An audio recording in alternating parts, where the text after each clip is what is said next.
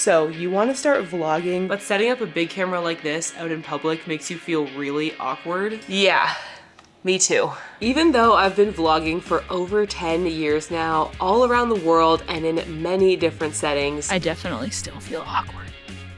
Well, there are two cameras that promise to solve that problem and take the cringe out of vlogging. The Insta360 Go Ultra and the Osmo Pocket 3. These are both super popular cameras that I have personally used extensively for making videos here on this channel and also for my hobby YouTube channel where I do a lot more vlogging. They are close in price, they have similar specs, but very different real-world use experiences. So I'm putting them head-to-head to help you decide which one is right for you. And by the way, this video is not sponsored by Insta360 or DJI. I have worked with both of them in the past, but neither of them know that I'm doing this review. I'm honestly surprised by like all of the comparison videos that I looked at while I was doing research for this video were sponsored by Insta360, and I just don't know that that's a fair way to compare two products. So this video does have a sponsor though, Storyblocks, who I'll tell you more about in a bit. First up, learning curve. With any new camera, there's gonna be some things that take some getting used to. But both of these cameras are definitely marketed towards beginners, so you would expect that they should be fairly easy to use as soon as you start. I'll be honest, when I first got the Osmo Pocket 3, I was annoyed. I swear, it shouldn't be this hard to frame stuff. I felt like the gimbal wouldn't do what I wanted it to do. I'm literally so annoyed. This thing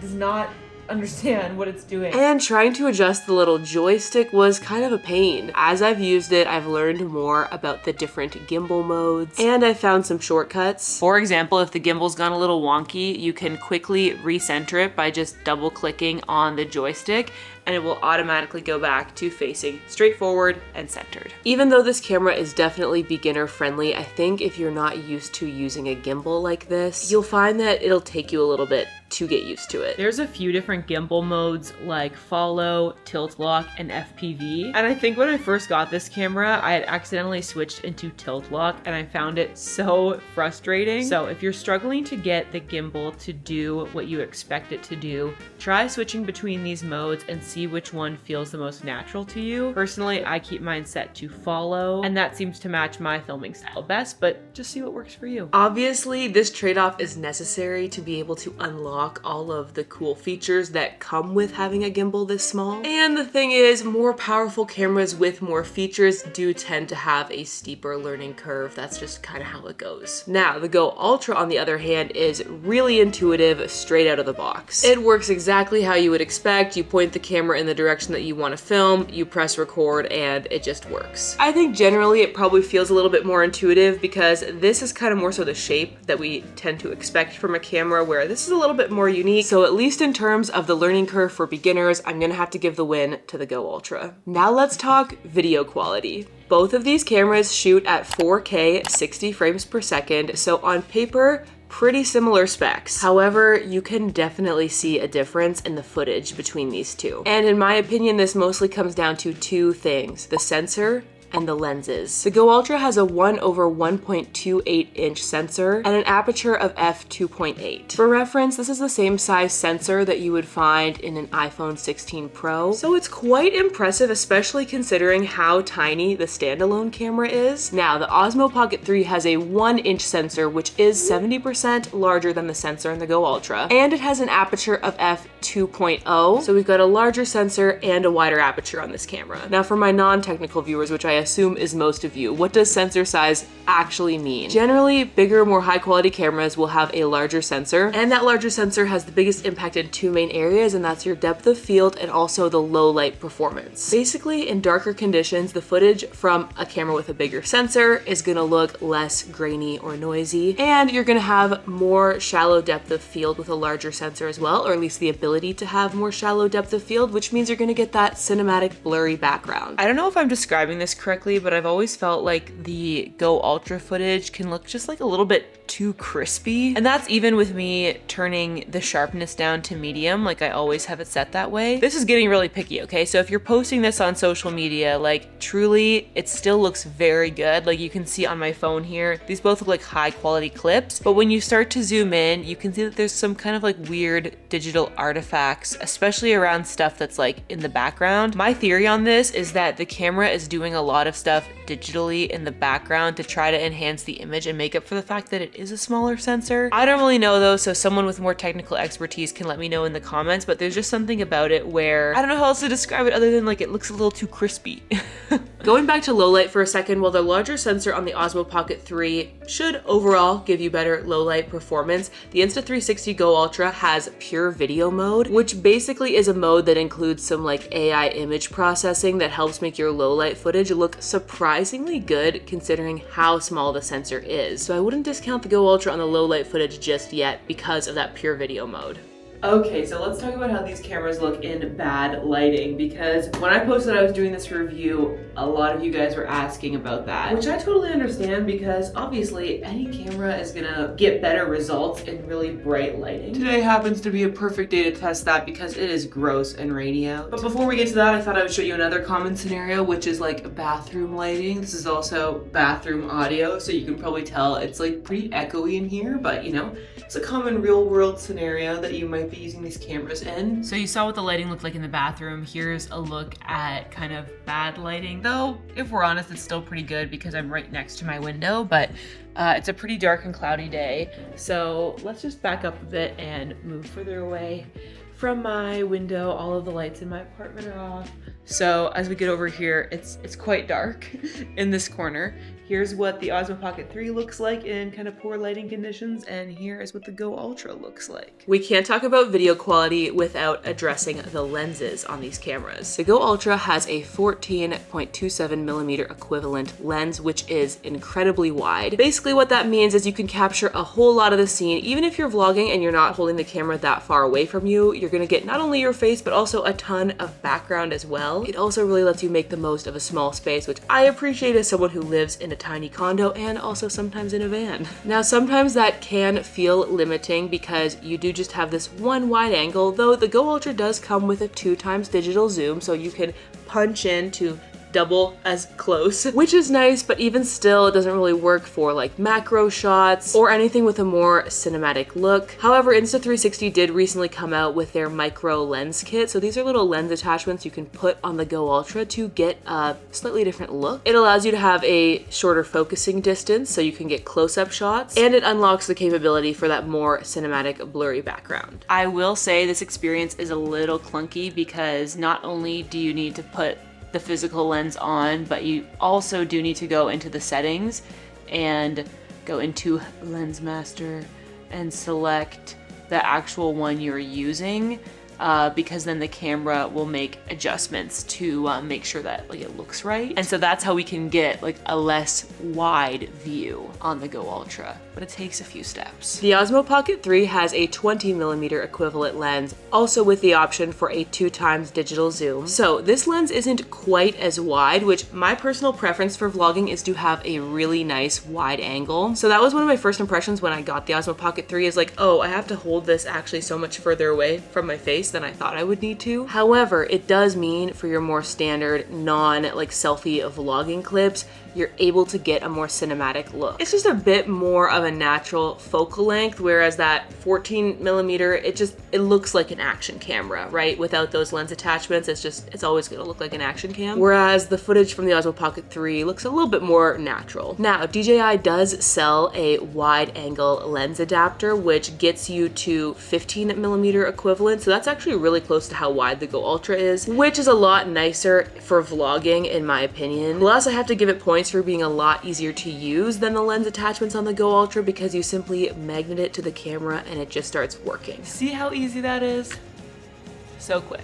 Ultimately, the video quality looks really great on both of these cameras, and you have lens attachments that allow you to get a variety of results if you would like to. However, I do have to give the win to the Osmo Pocket 3, both for its focal length and its depth of field. I just think it gives you a more nice looking result. It's really up to whether you want something that lets you get effortless, high quality, wide angle footage of your surroundings to really seamlessly document your experiences, or if you'd rather something that gives you a more cinematic result and maybe just takes a little bit more effort, but it looks really, really great. So yeah, if I had to pick a winner, I would choose the Osmo Pocket 3. Stabilization. The Osmo Pocket 3 is obviously famous for its gimbal, so you'd think it would be a shoo-in to win the stabilization contest, but actually the Go Ultra really holds its own in this category. The Go Ultra has amazing built-in stabilization. It literally looks like you're filming with a gimbal even though you're just walking along holding this tiny little camera. There are 3 different stabilization modes: low, standard, and high. I always just keep mine set to standard, and again, I think it really gives that gimbal effect when you're just walking along. Now, as for the Osmo Pocket 3, it literally is a gimbal. So of course it looks good. However, I really don't think that the stabilization on this camera is markedly better than the stabilization on the Go Ultra. So in this category, I'm gonna have to say it's a tie. No matter what camera you end up shooting with, we could all use some extra B-roll, animations, background music, and sound effects to make our videos even more dynamic and engaging. And that's where the sponsor of today's video, Storyblocks, comes in. Storyblocks is an all-in-one creative toolkit to help you tell better stories with video. It's an online library of stock footage, background music, animations, and more. And the Storyblocks library is 100% human-made by contributors and artists all around the world. None of what you'll find on there is generative AI. Plus, everything you download is royalty-free and pre-licensed and approved for you to use even in your monetized content, so you never have to worry about content ID or copyright strikes. And this is very exciting. Storyblocks is offering you guys an exclusive 15% discount off of annual plans right now, but it's only if you use my link, and it's only for a limited time. So make sure you go to storyblocks.com/Katie to check that out. And as always, thanks so much to Storyblocks for sponsoring today's video. Creative angles. One of the major draws of pocket cameras like these is the ease and ability to get fun and unique shots to make your videos stand out. So which of these cameras does it best? The Go Ultra comes with so many different mounts to get you interesting perspective, whether it's the neck pendant mount that gets you hands-free point of view shots, or you can stick it to the ceiling for a fun top-down perspective. And because of how tiny it is, you can stick it in little corners where no other camera would fit. The Osmo Pocket 3 offers some different potential angles. For one, because of the gimbal, you can track your own movement. So you can achieve a panning shot, for example, without having to have somebody else help you film. And because of the shape of the camera, it basically has a built-in little tripod. So it's really easy to just set down on a tabletop or a ledge somewhere, and you've already got some height between that surface and where the camera is. And actually, I just picked up this handy little accessory, which is just a silicone base that you can set the Osmo Pocket 3 into, and then it's just a little bit more sturdy when it sits on a table or something, which is really nice. In terms of actually setting up the shot, I'll be honest, I personally don't love having to use a joystick to position a camera. Maybe I'm not very good at it, but I don't find it to be the most intuitive or efficient. Like, I'm basically always double tapping the joystick to recenter the camera and then moving the camera around physically, because I just find that easier. It is possible to get creative angles like a top-down shot with the Osmo Pocket 3 with the right accessories. I recently got this small rig articulating arm, which lets you clamp it onto something and then like suspend it so you can get a top-down shot. It feels a little bit scary to me to do this, to be honest, compared to the Go Ultra, because I just know if this thing would drop out of the sky, it is gonna break and it is not gonna work again. Whereas the Go Ultra can take a little bit more of a beating. When I mount the Go Ultra from the ceiling, I'm just mounting this tiny little camera, and it's quite durable. Like, it is an action camera after all. So I guess that depends on how brave you are. Okay, so to pick a winner, I'm gonna say again, it kind of depends on the shots that you'd like to get. If you really love the idea of being able to track your own movement and have the camera follow you, then obviously the Osmo Pocket 3 is gonna be your choice. But if you want to be able to wear a camera around your neck or like mount it in all the different ways that you would think about mounting a GoPro, the Go Ultra is gonna be the right option. Versatility. How do each of these cameras perform in different settings, and could you reasonably pick one of them and use it as your only vlogging camera? So the Go Ultra is basically an action camera and a vlogging camera in one. For one thing, it gets even smaller. I continue to be blown away by this. The standalone camera comes out of the action pod and it is tiny. And it's also waterproof, like the standalone camera part, not the action pod. And this is a big advantage that it has over the Osmo Pocket 3, which is not waterproof. So you can take this swimming, you can take it out in the rain, you can even use it for water sports if you've got the right mounts. And because of its super small size, I think it gives you a lot of creative mounting opportunities. I would characterize the Osmo Pocket 3 as a stabilized vlogging camera. You can't take it out in the water or use it for sports, and it's not overly wide angle, so I definitely wouldn't characterize this this as an action camera. That being said, there are various mounts you can get for this camera to get creative angles. I know some people have one that allows them to wear it like on a backpack strap. Overall, when I think about going on a trip and filming it, I think I could take the Go Ultra as my primary vlogging camera, and I could still take it out swimming or on a boat or whatever. If I brought the Osmo Pocket 3 as my primary vlogging camera, that would be great, but I think I would also probably want to bring an action camera along that I could take in the water, which is fine. It's just something to take into consideration. So when it comes to versatility, I'm gonna have to award the win to the Go Ultra. Durability. Okay, so I've been hinting at it a lot so far, but let's talk about which of these cameras can hold up to day in, day out use, which I think is a huge consideration for a camera that you plan to use for daily vlogging or out on a trip or whatever. Obviously, you want it to hold up over time. As for the Go Ultra, at the end of the day, it is an action camera. It's waterproof, it's pretty rugged. It even has replaceable lens guards that you can pick up. So if, like me, you've dropped it at some point and got a scratch on the lens, you can switch that out. The Osmo Pocket 3 is definitely a little bit more delicate. The gimbal is a delicate little piece of tech, and if it gets messed up, the entire camera is basically not usable. So you really should be putting it into a cover when you put it into your bag. Whereas I'm gonna be honest, this Go Ultra, I throw it in a tote bag, I put it in my pocket, and it's totally fine. So I think it's obvious that the winner for durability is the Go Ultra. Battery life. In terms of a practical real world test, after vlogging for a day with both of these cameras, and I mean literally on the same rig, I would turn each of them on at the same time, record for the same amount of time. I found that at around 5 p.m., the Osmo Pocket battery was at 40%, and the Go Ultra's battery, well, the action pod was pretty much totally dead, but the standalone camera was still at 100%. It's a little bit confusing because there's two batteries in this. To attempt to get a more scientific result for you guys, I set up a test where I filmed in 4K, 60 frames per second with both of these cameras, and I was shocked. The Go Ultra died and stopped filming at 1 hour and 48 minutes, and the Osmo Pocket 3 died at 1 hour, 49 minutes. These cameras knew they were in a race and they were fighting, okay? If my little test proves anything, it's that these cameras are very neck and neck in terms of battery life, so once again, I'm gonna have to award a tie here. Audio quality. While video quality is obviously important, arguably audio quality might be even more important because it's way more likely to annoy your viewers to the point of them clicking away. So let's take a listen to how these cameras sound. Okay, so this is what the audio sounds like from the Go Ultra. No microphone connected. This is just the built-in microphone that comes with the camera. And here's what the Osmo Pocket 3 sounds like with its built-in microphone. Honestly, I think both of these sound pretty decent, but you can improve on both of them with their respective wireless microphones. So Insta360 makes the mic Air, which is this tiny little circle Bluetooth mic right here. You can connect it directly to the Go Ultra using Bluetooth, so you don't need a receiver or anything like that. And I think it sounds quite good. And honestly, I feel like DJI is kind of famous for their wireless lav mics. I mean,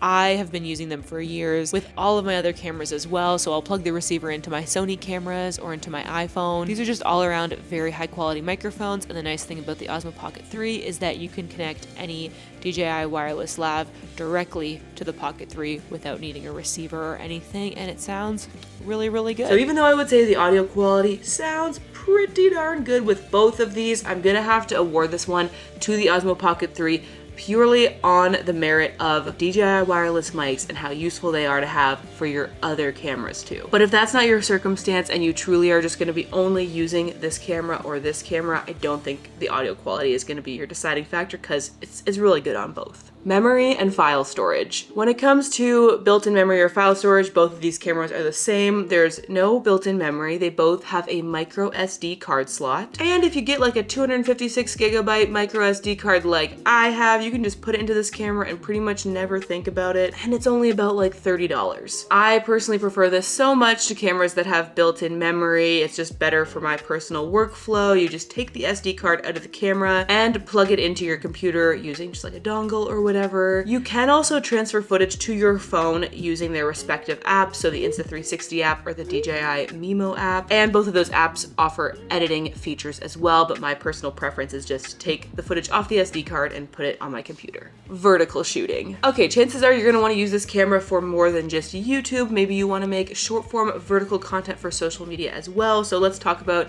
how they each behave in that scenario. With the Go Ultra, it is quite straightforward. You just simply turn the camera sideways, as you would expect. What I find most exciting about the Go Ultra, which I don't see a lot of other people talking about in reviews, is that you actually have the ability to film in horizontal and vertical at the same time. So there's this mode in the Go Ultra called freeform video, which is basically Insta360's version of OpenGate. If you haven't heard of OpenGate before, it's basically a feature that lets you capture video with your entire sensor. If you remember before when I was showing you the sensor sizes, you might have noticed that they're actually more like a square shape, not like the 16:9 aspect ratio that videos typically are. So the free frame video lets you capture one big square video that you can either crop horizontally or vertically. What I really like about free frame video mode is that it'll actually give you these crop guidelines while you're shooting, so you can see what the vertical frame and what the horizontal frame will look like. Okay, so on the Osmo Pocket 3, the way to switch to filming in vertical mode is admittedly very satisfying. You just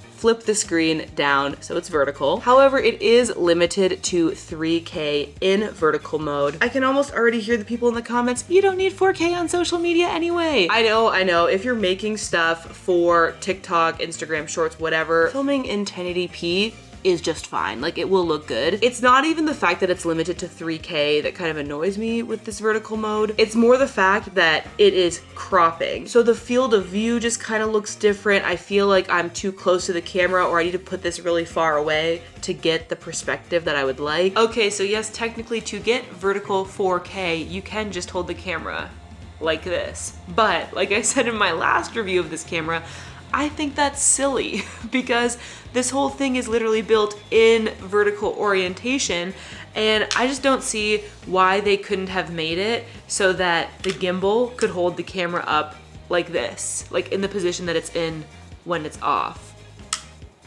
That's just my gripe. So in terms of vertical content, as somebody who creates for YouTube in long form and makes vertical short form, I'm gonna have to say the Go Ultra, because it is so fun to be able to film both at once. As you can see, both of these cameras have their strengths and weaknesses, and I really believe that both of them can be a really great option for creators. It just really comes down to which features are a bigger priority for you. Do you want more cinematic, stabilized results, even if they come in a slightly bigger, more delicate package? Or would you rather a more rugged, versatile camera that you can take everywhere, from being hung around your neck to going into the water? There's really no wrong decision here. I think the best way to go about building your gear kit as a creator is to not think about which camera is like the most viral or the most people are talking about right now, but instead think about what kind of creator you are. I actually created an entire gear guide based on different types of creators and content creation styles. So if you want more gear recommendations from me, you should definitely check that video out next. I hope you enjoyed this little review. I had a lot of fun making it. Please let me know in the comments if there's any other cameras that you would like me to compare or review in the future, because I find it really fun. And as always, thank you so much for watching. I hope you're having adventures and following your dreams, and I will see you in the next video. Bye!